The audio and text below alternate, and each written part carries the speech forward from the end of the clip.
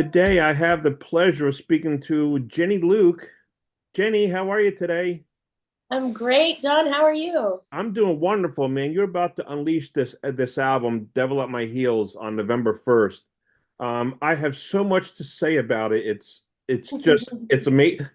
From a musical standpoint, when I first heard the flute in Jethro Tull, I was like, wait a minute, rock and roll and the flute? Like, come on. Now you throw a violin into the mix, like what's the next instrument? Well, I mean, Corn has the bagpipes, like Maybe the cello. I mean, man, come on, you could, but your violin playing is so rock. It's just I can't wait to people to hear. I mean, I'm sure that they've heard a lot of you, but your vocals too. This is your debut doing a vocal album, correct? Yes, I did an EP and singles, and this is my debut album. It's just you grew up in Dubuque, Iowa. What the hell is in the water? I mean, you have the violin, you have piano, you do dancing, from what I understand. Your vocals. Come on, enough already. Thank you. I think Iowa is a great place to grow up and learn. There's some cool rock bands out of Iowa and country bands, but there's a lot of community there. So it's a great place to grow up and thrive and really get to know yourself before moving to a big city. From a musical standpoint, I got a lot of my musical influence from listening to my mother and songs that she played throughout the house when she's cooking or cleaning or whatever. My grandparents turned me on to Johnny Cash, and neighbors turned me on to the Rolling Stones. And then once I saw Kiss, my life was over because then it was all about rock and roll and heavy metal for me. So, where did you get your musical influence from? Was that your family was into music as well? Totally into music, yes. Dad is a conductor, mother, pianist, brothers, Wow. all musicians, Wow. violin, cello, trumpet. My extended family are all musicians. And as you can see in my house, a classical influence, but then rock influence from my rock brother who plays cello and bass. So he really exposed me to cool bands when I was like 6 and 7. So I had this classical training going on while being exposed to other styles. And then I just really wanted to explore around 12 and 14. And then I got more into like heavier music when I was like 16, 17, and the Meatloaf era of my life at 19. That really exposed me because we were out with Scott Ian, like he was on the tour bus sometimes from Anthrax, and just getting to know all these other bands while being on the road, you know. this the stories that you have, I'm sure, are just you could probably write a book. I mean, performing with so many musicians, and like you said, while you're on tour, you run into this one and that one. It's just amazing. What is it about moving to LA though? I mean, uh, obviously you hear people they move to LA to make it, or actors or musicians or whatever it is, but that's still a big thing. Is you have to go to LA to make it, or to make is it about making connections, or what's that about? Yeah, I think the hub is here. The music industry and entertainment industry hub is here. So you get the major tours out of LA. There's a lot that come from Nashville, but I really do see them still in LA. People are talking about maybe it'll go to other cities like Vegas, but still they're all in LA. The recording studios are here. I think the best ones, although there are cool ones all around the world. I Sure. just came back from one in France, but yeah, I think it's the people are here to work. Like they joke that everyone is a transplant and everybody is here to make connections, to make their dream come true. And everyone is climbing up the ladder, but it's where I guess a lot of investors are as well, which Hmm. is what fuels a lot of financing for records for the music industry. Although we're getting away from that with more artists taking control, which is also Sure. exciting. The list of musicians that you've performed with, you mentioned Meatloaf. Mhm. You've performed with so many varied musical genres: Snoop Dogg, Nicki Minaj, Britney Spears. when you're asked to perform, are you given music, or are you given, songs, and then you are have the freedom to add your the violin, the strings over that? How does that work? That's such a good question. It's so different every time. And I think that's one thing that has helped make my career exciting, but also varied. So, like Foo Fighters record, yes, they gave us sheet music.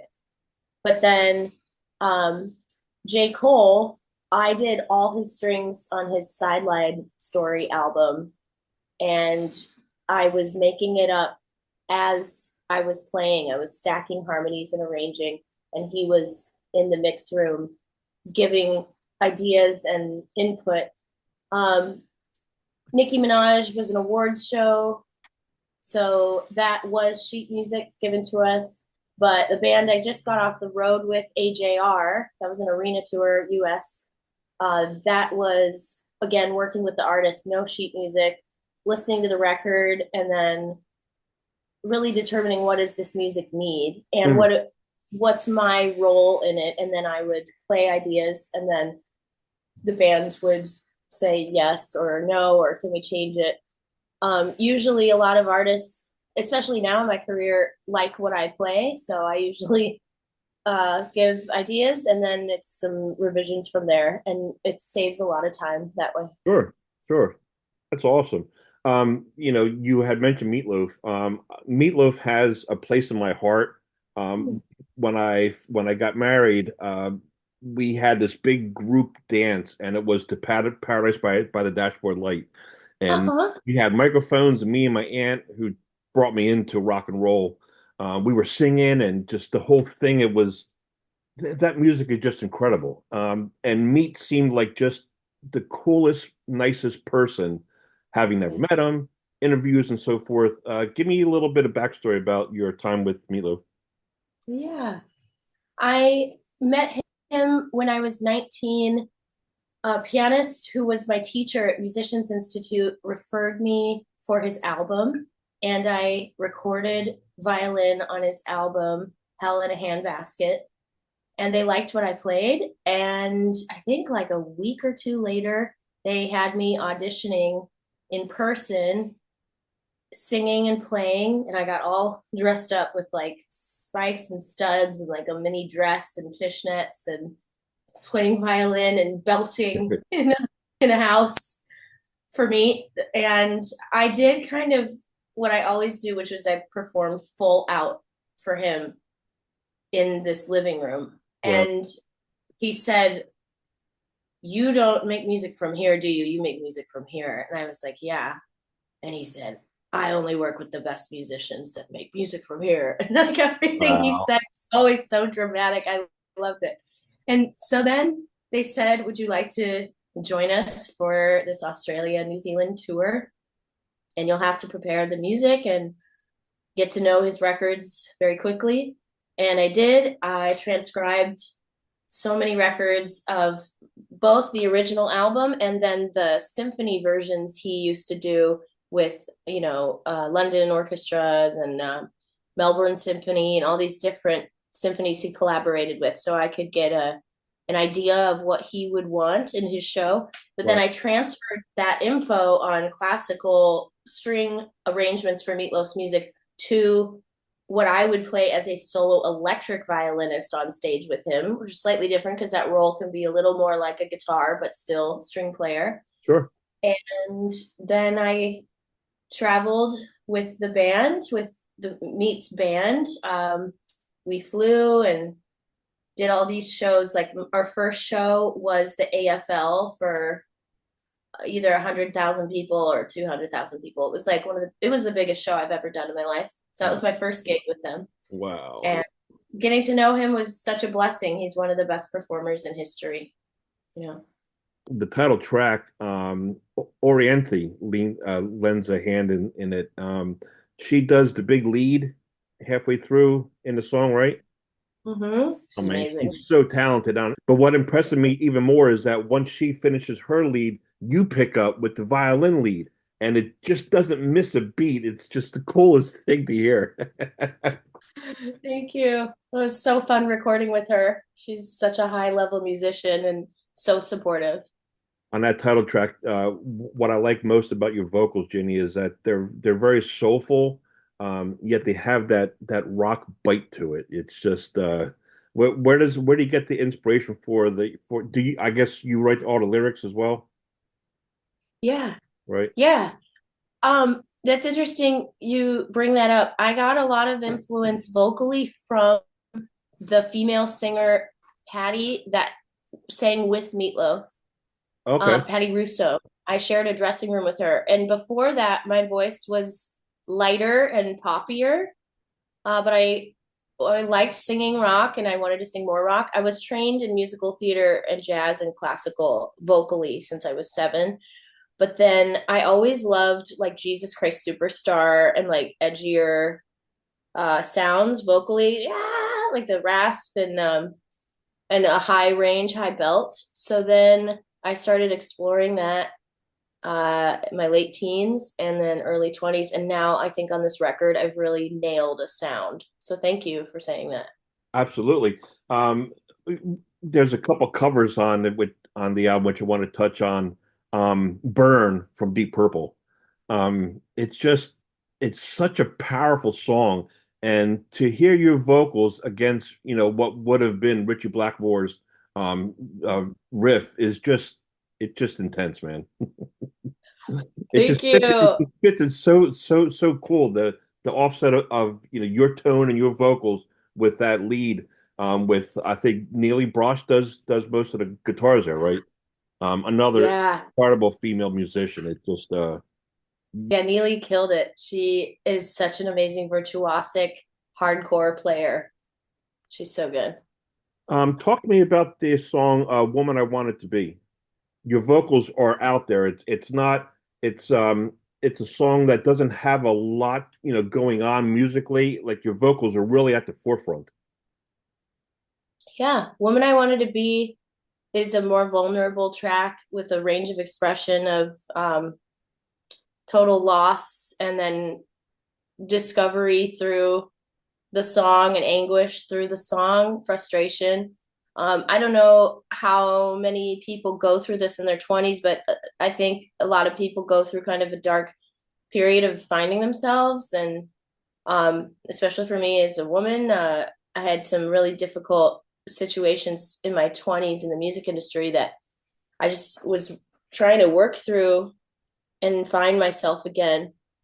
So that has a really broken vocal at the beginning, and then it gets into this power, frustrated belt vocal, and then goes into a violin solo at the end of the song. And I appreciate you bringing that song up. It's really my favorite on the record, I think, or one of them, at least for the emotional spectrum. That song really put your vocals, like I said, with the spotlight on it, and you don't disappoint. It's just so good, and like you mentioned, that interlude. I mean, it's masterful. Thank you. Thank you. Let's talk about the song "Yeah Yeah Yeah." Little fancy, little naughty little ditty there, Jenny. What's going on there?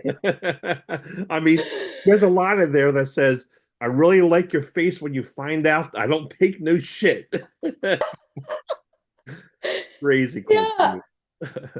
thank you. It's kind of my like rebellion phase and my I don't give a I'm not gonna listen to anybody. Let me have a good time and you better watch out, you know, kind of sassy song. Does that also lead into the album title, "Devil at My Heels"? Yeah. That title it can kind of mean two things.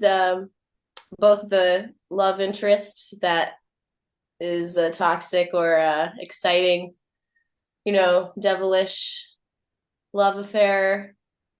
And it can also mean like figuring out your path actually with whatever darkness is at your heels. And you can hear that in some of the themes through the album. And ultimately, I think the album is strength and empowering and victorious. So hopefully others feel that way too. Agreed. And the last song that wraps up the album is another cover from Badfinger, No Matter What. I've been Mhm. singing that song in my head for about the past 2 days, since I heard your cover of it. And Yeah.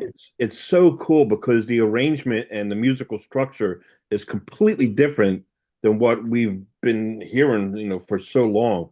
How did Yeah. that come up? Yeah. We were in the studio and we wanted to pick another really cool, like classic tune, but flip it musically so it's unexpected and has new meaning. And I think we did that. It's kind of psychedelic and just like a wall of guitars, like layers of guitars. Nick Mayberry was fantastic, just coming up with the best tones.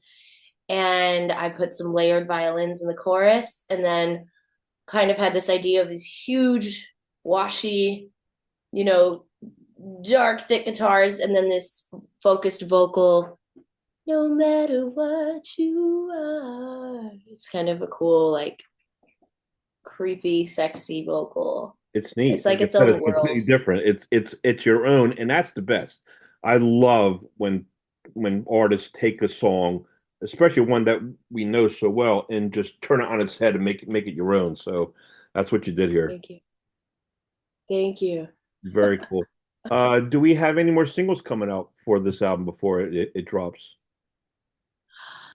All the singles leading up are out, but the focus track, No Fire Burning, will be available and pushed November 1st when the album drops.